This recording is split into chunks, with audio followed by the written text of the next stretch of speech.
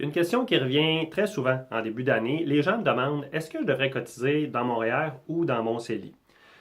Je voulais adresser cette question-là dans ma chronique vidéo de janvier, même si je vous annonce tout de suite, je ne pourrais pas répondre à cette question-là. Pourquoi? Parce que ça dépend. Ça dépend de la situation de chaque individu et de ses objectifs. Je vais quand même vous amener des éléments clés qui vont vous aider à prendre votre décision, puis ultimement, je vous recommande de consulter un expert et d'avoir une stratégie globale pour vos investissements. Donc, je vais commencer par vous parler de la différence entre le CELI et le REER. Alors, il y a deux points communs importants avec le CELI et le REER, c'est que dans les deux cas, ce sont des régimes qui sont surveillés, contrôlés par les autorités fiscales. Donc, vous avez des plafonds que vous devez respecter. Vous ne pouvez pas investir de façon illimitée dans ces régimes-là. La deuxième des choses, dans les deux cas, les intérêts, donc les intérêts, les revenus, tous les gains que vous allez faire au niveau des placements dans ces deux régimes-là vont fructifier à l'abri de l'impôt. Je peux peut-être ajouter un troisième point aussi, c'est que dans les deux cas, vous avez accès à peu près à la même gamme de produits d'investissement. Donc, dans un CELI comme dans un REER, vous pouvez y aller dans quelque chose de très prudent, très conservateur, dans des produits qui vont être achetables également, autant que vous pouvez aller dans des fonds d'actions ou directement dans des actions cotées en bourse. Alors ça, là-dessus, il n'y a pas de différence au niveau des investissements.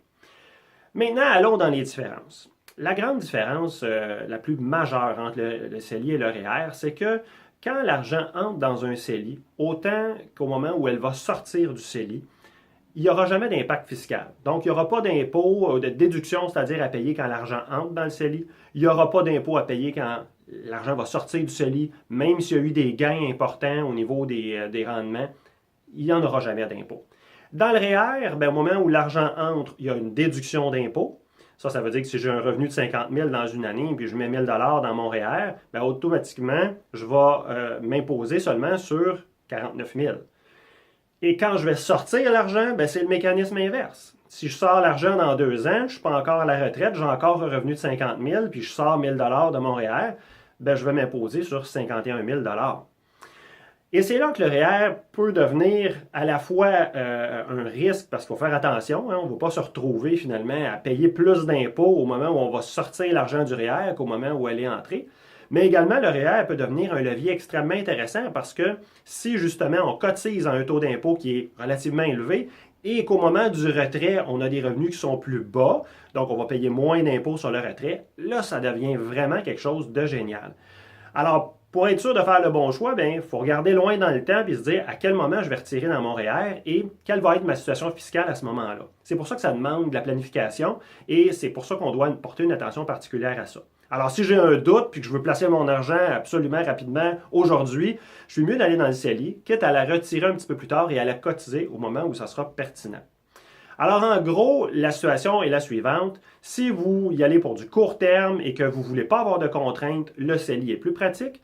Si vous y allez pour le long terme et que vous pensez plus à la retraite et que vous avez la conviction que vos revenus de retraite vont être plus bas au moment où vous allez faire les retraits que ce que vous avez comme revenu de travail, là, il peut y avoir un avantage marqué pour le REER. Également, vous devez regarder au niveau de la situation, est-ce qu'au niveau du REER, il y aurait d'autres alternatives que la retraite? Par exemple, est-ce que c'est possible que vous n'ayez pas encore acheté votre première propriété? Vous savez que dans le REER, vous avez accès au RAP, donc vous pouvez retirer de l'argent du REER en vertu du RAP sans payer d'impôt sur les retraits. Bien entendu, l'argent devra être remboursé.